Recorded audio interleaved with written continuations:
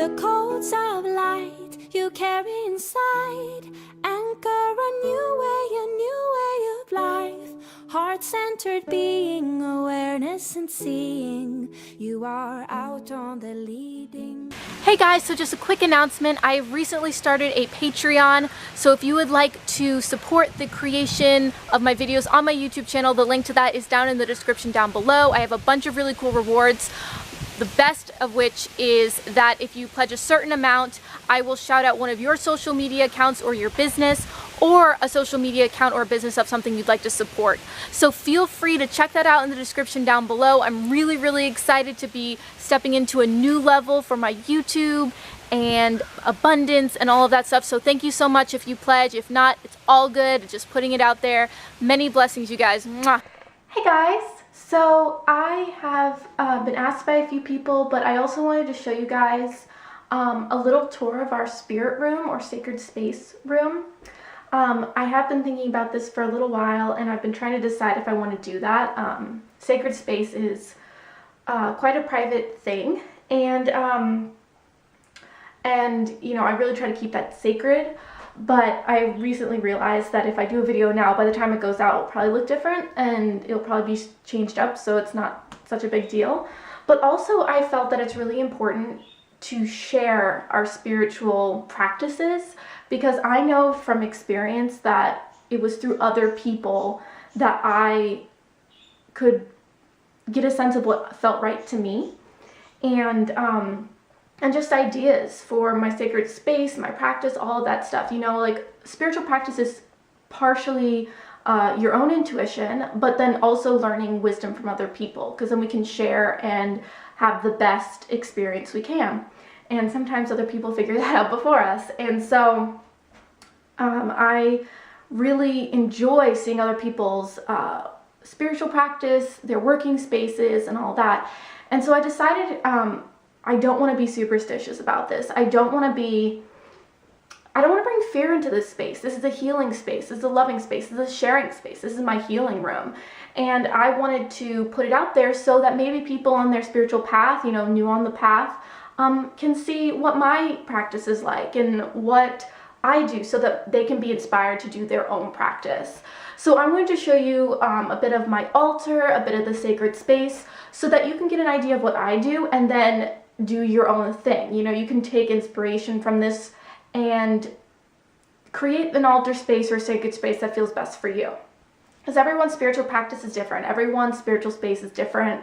Obviously, we have different things we have in our practice. We have different beliefs, all of that. But I think it's really important to share that, because right now we are learning about oneness. We are learning that we are all one consciousness and we're all here sharing the planet. So we might as well share our spiritual practice, because it's just going to help us all grow and evolve and expand. So before I get into this, I do want to say that I know that everyone's practice is different. I do identify, I don't like the word identify, but I do practice a lot of different spiritualities. I find that there's truth in all spirituality, all religion of some sort. So I like to go and pick out the things that resonate best for me, because I feel that all religions, all spiritual practices are just different expressions of the same source consciousness of love, of light, of healing. So I like to bring in little things from each one. So I do practice some witchcraft. I have a Buddha here. I have Egyptian a pantheon here. I have some Hindu gods and goddesses. I have energy work. I have crystals. I have a lot of different things. Sacred geometry, oracle decks, tarot decks. I have a lot of different practices. So I want to just state before I show you that, like, don't expect it to be one thing. I know a lot of people, especially in witchcraft or Wicca, a lot of people have very specific ways of doing things, and I just want to state for the record that I have gods and goddesses from many different pantheons. I have practices from a lot of different spaces, and that's what feels best for me, because I like to encompass the all. I like to experience all the things, and if something resonates with me, I use it and worship it, or commune with it. I guess I don't like the word worship because that implies that something's better than something else, but commune and have gratitude and connect with higher beings that I feel aren't better than me but have a higher perspective. They have a wider perspective. So I really find a lot of nurturing in that, and I really enjoy that relationship. So before I get into this, I just wanted to mention that because I know a lot of people have very specific ideas about their spirituality, and that's awesome. Whatever resonates with you is awesome, but this is what resonates with me. So I'm just going to take you through my altar a little bit and show you a brief look around on the room. So let's go. All right, so this is my sacred space. We actually just redid it, so we're super excited about that. So I'll just go around clockwise, I guess. So over here is my crafting box. In this chest, I have my plants. We like plants in our house. We find them very healing and nurturing. I have my witch's hat from Halloween. And this is a dream catcher that I made. I make a lot of dream catchers. I know a lot of people have issues with the whole dream catcher thing because the Native Americans, but I use my dream catchers as more of like good energy storers, I guess, and they're very different. I like to put Reiki energy in them, and I call on the spirits of the woods and all of that. So these are my own take on them, and I do sell some of these in my Etsy shop, and I just really find them as blessed artifacts. I'm trying to find a different name other than dream catcher because I realize that's more traditionally what they're called, but I'd like to come up with a different name for it because they're more unique. So this is my personal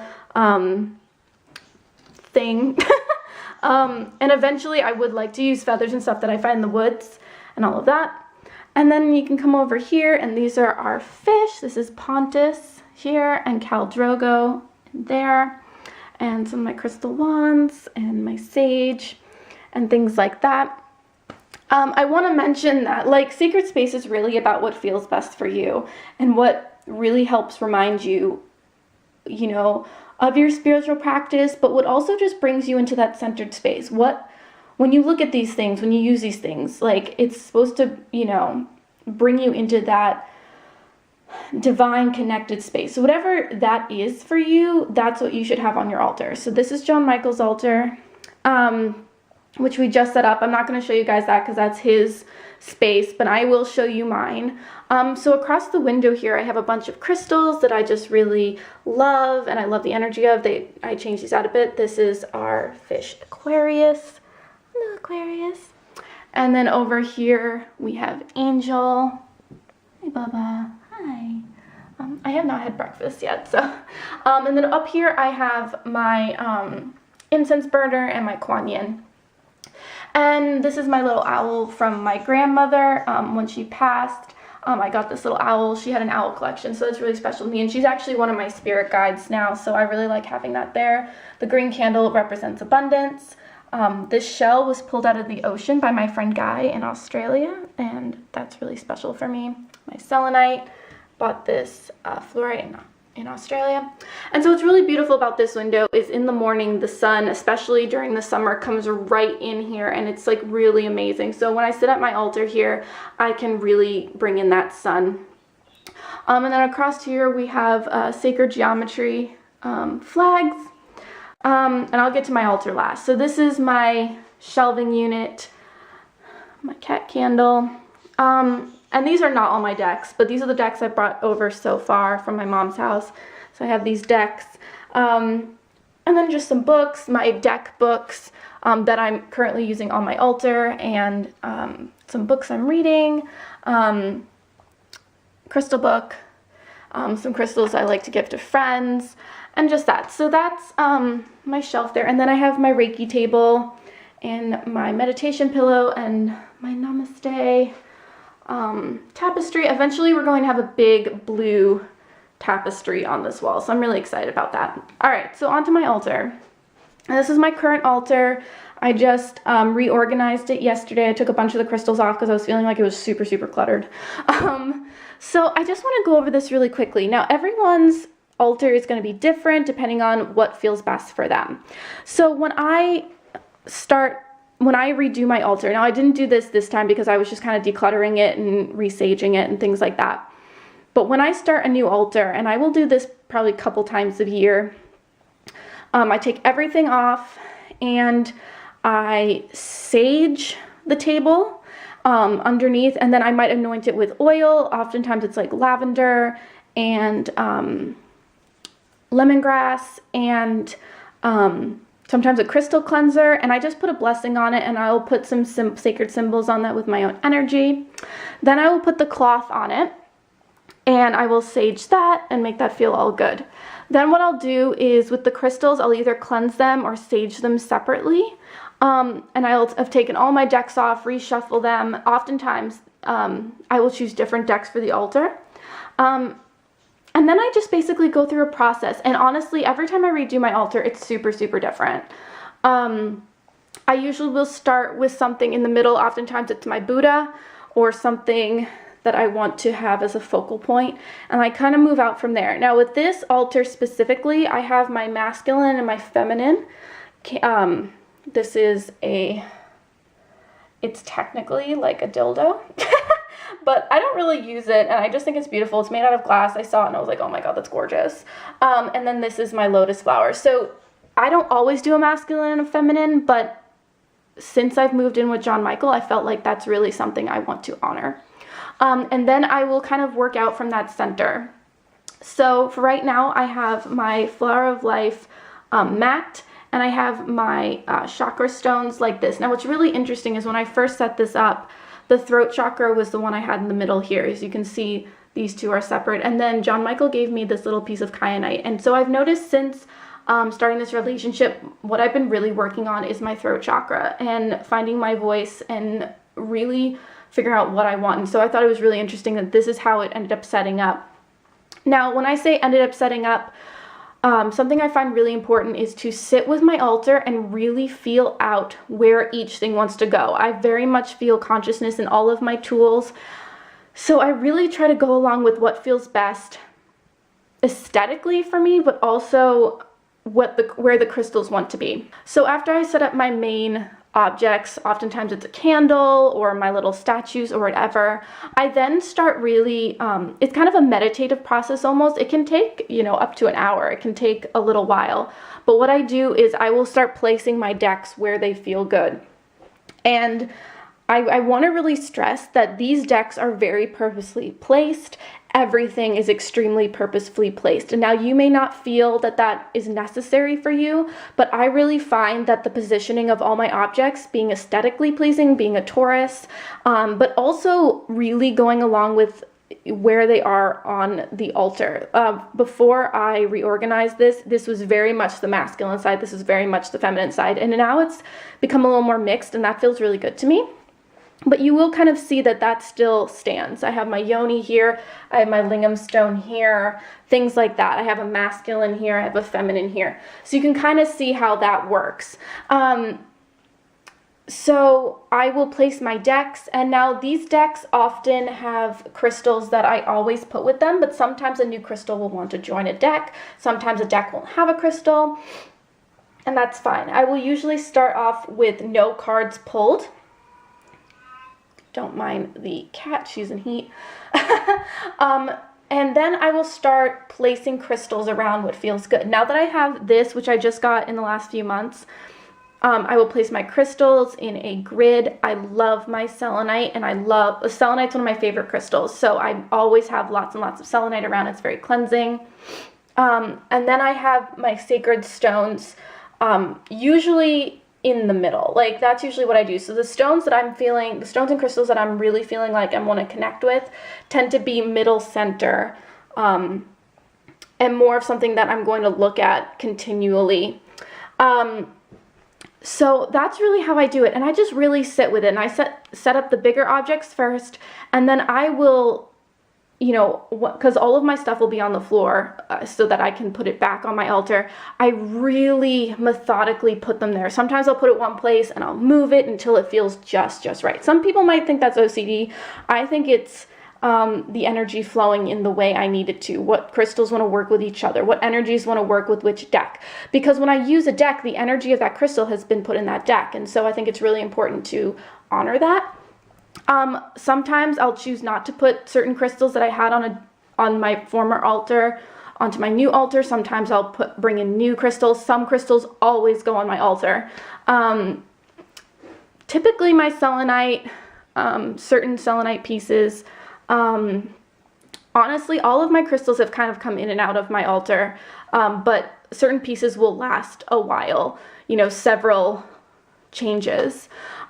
So I just want to kind of show you a little bit of what I mean about all the different practices I use. So I have sacred geometry and I have the chakras, I have my crystal works, but then I have my Buddha. Now my Buddha is really important to me because I don't specifically worship Buddha, and I actually don't even really consider him specifically a deity that I work with, or at least not yet. But I find the symbol of Buddha extremely peaceful. When I see him, I feel very centered and very nurtured and very loved. So I really love him here because he really means centeredness to me. And I have this rose quartz necklace on him, which was given to me by my friend Courtney, and that's just like really special to me. And he's holding this crystal here as well. So then I have, of course, the masculine and the feminine and my Egyptian pantheon, because I'm very much connected to the Egyptian pantheon. I bought both of these statues in Australia. And then I have my Kuan Yin. Now Kuan Yin here, and I have a Kuan Yin up there. Sorry about the light.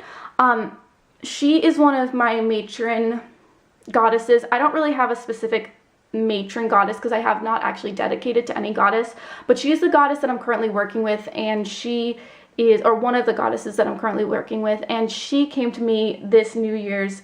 She stepped forward as my main goddess, and I really feel like that's because this year I'm really working on gentleness towards myself and towards others. I've always been quite fiery and quite sassy, and there's nothing wrong with that, but I really found that I wanted to bring gentleness into my space. So I also have been working with the Kuan Yin Oracle. Now I had this for a very long time, but I didn't really use it. I was more using the Isis Oracle because she was my main goddess for several years.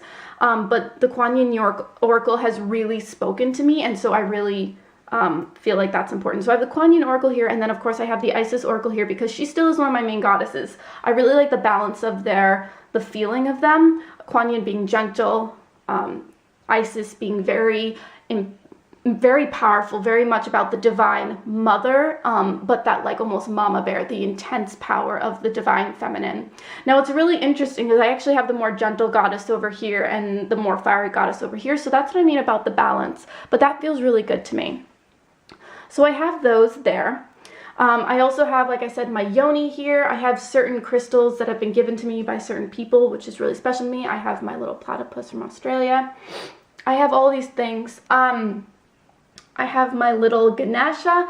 I do want to start working more with Ganesh, but I haven't really been drawn to do that quite yet. So I have that. I also have Lakshmi over here. I really love her energy. She's about abundance and things like that, so I really have her here. Also, one of my spiritual teachers is Teal Swan. Now, I have never put pictures of my... I don't like the word guru because I am my own guru, but I don't really put pictures of the people that I follow spiritually. I would like to at some point have like a little altar to them just to bring in their energies because I really want to honor them in their space. Russell Brand is one, Jim Carrey, Teal Swan, Eckhart Tolle. There's several, Koi Fresco. There's a lot of spiritual people that I follow who I just absolutely adore, and I would love to meet several. I would like to meet some of them. I have a deep feeling I'm going to meet Teal Swan. I don't feel like we need to have a deep relationship, but I do feel like our spiritual practices are very similar in the sense of the way we teach is very, very similar. And so I would love to connect with her and have a good conversation with her sometime.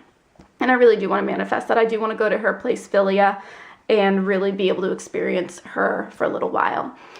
Because I just really resonate with her a lot. I do teach some things. that are a little different from hers, but mostly we are pretty much on the same page, which is really exciting, because when you have that validation for your own spiritual path and you hear someone else speaking it to you, it's really a beautiful experience. So this is one of her frequency paintings, and I absolutely adore it. It's in the background of my phone as well. So I wanted to have that there because I really just love the frequency of that painting, and I really wanted to have that in my space. So then one of my newest additions to my altar is my cauldron. I've been looking for a cauldron forever. They can be either really expensive or without a lid or whatever. I don't have a pentagram on it. Ironically, when I got it, for some reason I thought it did, but it actually has the triquetra on it with the goddess, which I really like because for some reason, every time I pick up a pentacle, even though I really want it, my body has a weird reaction to it. It has like almost like a closing off feeling. So I've not had a pentagram on my altar, or, well, I have it in my space. I have little little medallions that I've worn. They're like this big, but like never like a bigger one. And so I think it's funny that I ended up getting one without a pentagram on it. But this is actually rather big, and we found this in a store near us that we just found. We're so excited. It was only like $30, and I have this adorable little thing, you know, cauldron, and I'm really excited to start using that for manifesting. On the same day, I also picked up my amethyst crystal skull, which I'm absolutely in love with, and I have another one on hold that I'm going to be picking up soon.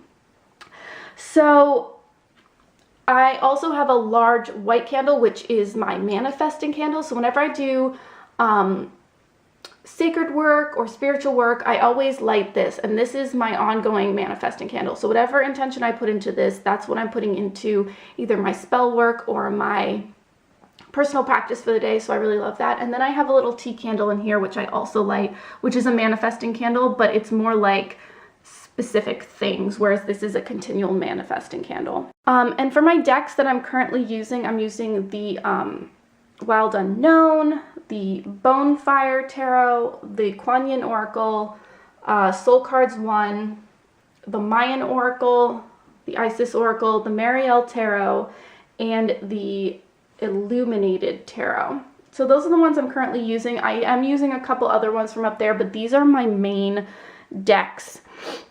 So I just wanted to kind of show you guys that, like, really what creating your altar is really about what you really want to bring into your sacred space, what feels best for you. So once you've put all of your sacred items or whatever feels good to you, some people are just going to have a little table. Some people are going to have a really big table. That also depends on the space you have. I've had really small altars, you know, like just like this space, you know, like a little tiny table, or I've had this big table. This is my continual altar. I had this before I went to Australia, and it stayed at my mom's house, and when I got back I started using it again. I love this. It's a really good space for me. It gives me enough space to put all of my stuff on and have a little room for workings. Sometimes I don't have room for it, so I like to, you know, try to clear it out as much as possible so I can have a little room, because when I pull cards, sometimes I like to lay them out and keep them there so I can see them. So once I've laid out all of my items, I will then sage the whole thing again, put a blessing in it and put gratitude into it, and just really feel that gratitude. And I'll sit with my altar and really bless it and fill it with light. And that's how I set up my altar. I also didn't mention this item up here. This is a higher dimensional being. It's a really cool story behind how I got it. I was a part of a short film. And while we were filming, there was a part where we were in like a healing room, and this was on the wall of this woman's office. It was like her normal office, and I immediately was drawn to it. Like, there's clearly a consciousness in this painting. I'd never seen a being like this before. It just sang to my soul. I was like, that's what a higher dimensional being looks like. Like, I just couldn't get enough of it, and I just kept staring at it, and I just loved it, and I was just sitting next to it, you know, like, and looking at it. This was for a couple hours, you know, off and on. And before I left, the woman who owned the office, she's like, oh yeah, my friend gave that to me, and I was just like, oh, I love it so much. She's like, do you want it? And I was like, oh my God. And she's like, yeah, take it with you. And I was like, oh my goodness, like, I knew it had to go with me. Like, the second I saw it, like, I needed it. So it's amazing that it came with me. It was this really intuitive feeling around it.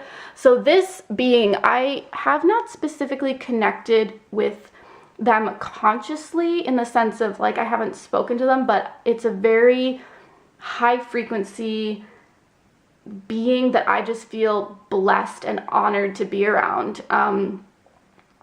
I just feel a lot of deep awe of this being, and so I'm very protective of this. When I went to Australia, I didn't pack it away. I actually left it in my bedroom, and when Marielle stayed in there, she had it in there as well.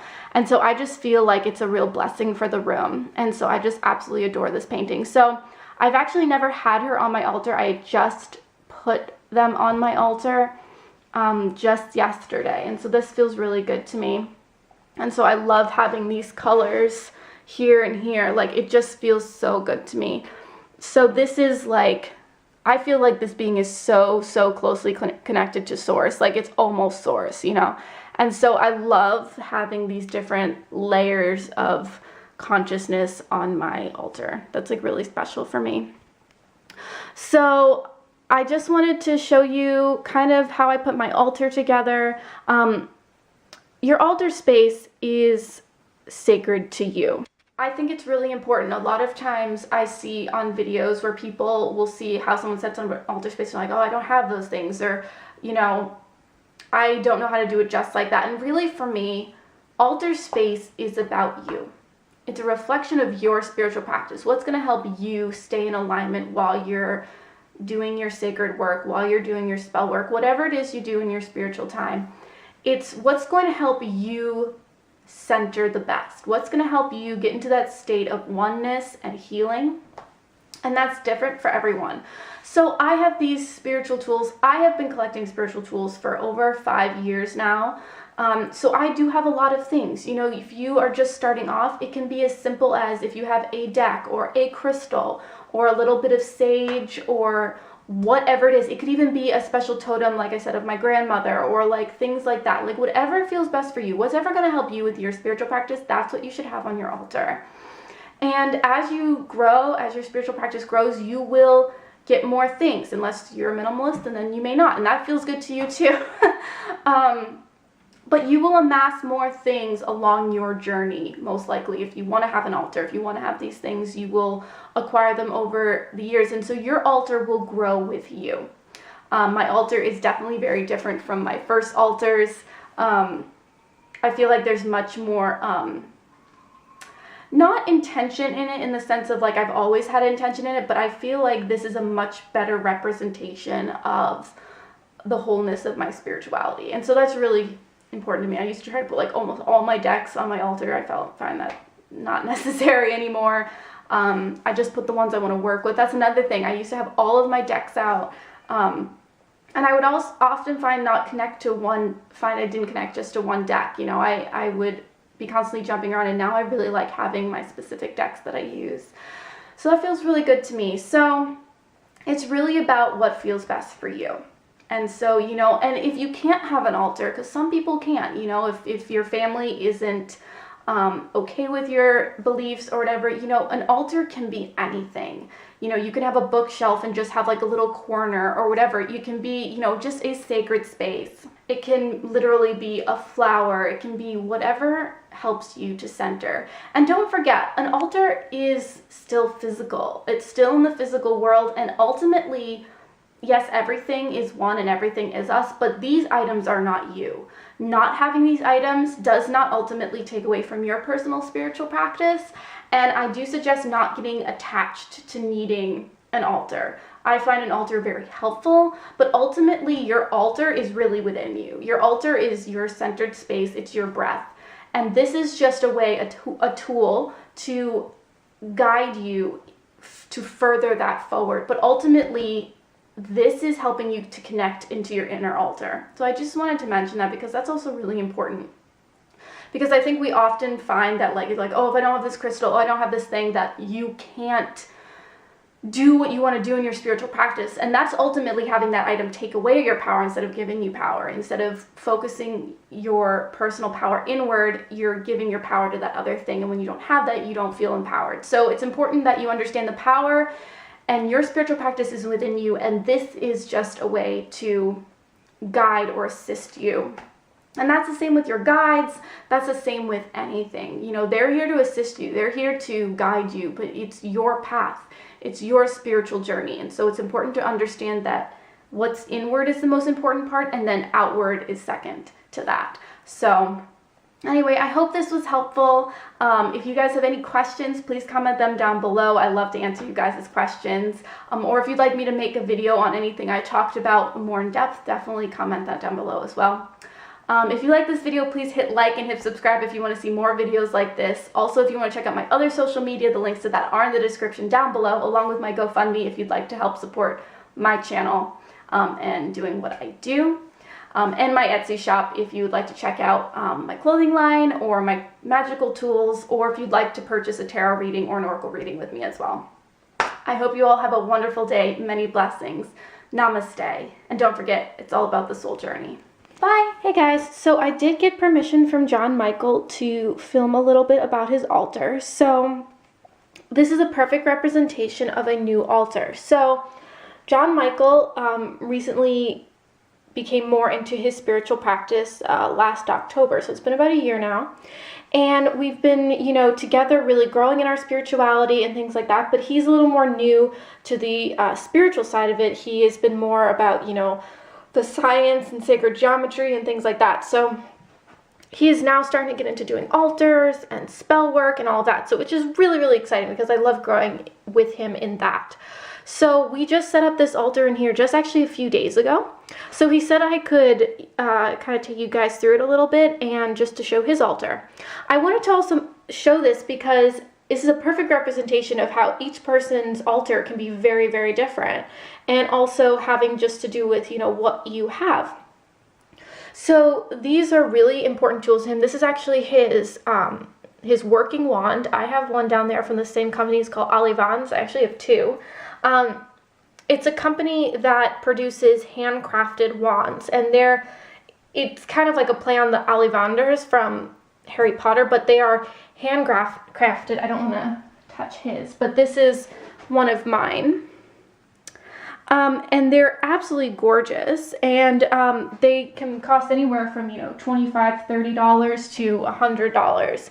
Now, what's really cool about John Michael's, unlike mine, is that he actually went to Pottermore and did his wand test, and this is actually pearwood, and actually, I think before this, you guys are going to see like an unboxing of this wand, and so he sent his custom designs to Olivans, and they actually will take your Pottermore design and try to, you know, give you one that's similar to it. So he actually got pearwood on Pottermore, and so this is actually the one that he custom made from Olivans. So it's absolutely beautiful, and he will be using it as his actual wand, which is really awesome. So this is his crystal collection, and he is currently putting the energy of these crystals into his wand, which is really, really cool. I think this is called a Baglary, I think. And he uses this for focus and concentration, and then these are some of his crystals that he uses as well. And then this is ring that's important to him, and his crystal holder necklace here, and he just got this abalone shell, and here's some sage that he used the other night. So you can kind of see how he has set this up so that when he uses his altar, he can focus on what he wants. He's imbuing his wand with energy. This is actually a stick here that his father found in the woods, which is really, really cool. So this is a perfect representation of a new altar, and it's, you know, it's a in the process kind of altar. He wants to eventually get an altar cloth and have some bigger stuff back here, maybe some art kind of like I do. So it's really just in the process. So remember, whatever feels good to you, whatever you have, that's what can be your altar. Again, your altar is about a place to have centering and where you can manifest and bring in that peace. So whatever it is, it doesn't matter what it is, it's just about what feels best to you. It can literally be a stone and a plant, or it can be, you know, whatever just feels good, you know, a little salt, a little whatever feels cleansing to you. So I just wanted to also show you just how this little table, you know, we just have this little table, we put this nice cloth on it. It's perfect. This is a perfect altar. Like, all altars are absolutely perfect how they are. It's just about what each person feels is best for centering them. So I wanted to show you that. I thought it's really cool. I'm really excited that John Michael is joining me in the sacred space. We both can use the room, obviously, but it was definitely more my space than his, just because it was mostly my stuff, and I really was the one who did a lot of the stuff and put the intention in and all of that. So it's really awesome to now that he has his own altar in here. We're really sharing the room now, and we're going to be doing more workings together and things like that. So it's really, really special. So his altar is here, my altar's over there, so we can, you know, be in here together, which is really lovely. So I just wanted to show you guys that, and I didn't want to show you before he was okay with it. So, but yeah, so yeah, if you have any questions, please comment down below. We love to answer your questions, and yeah, have a great day, you guys. Bye.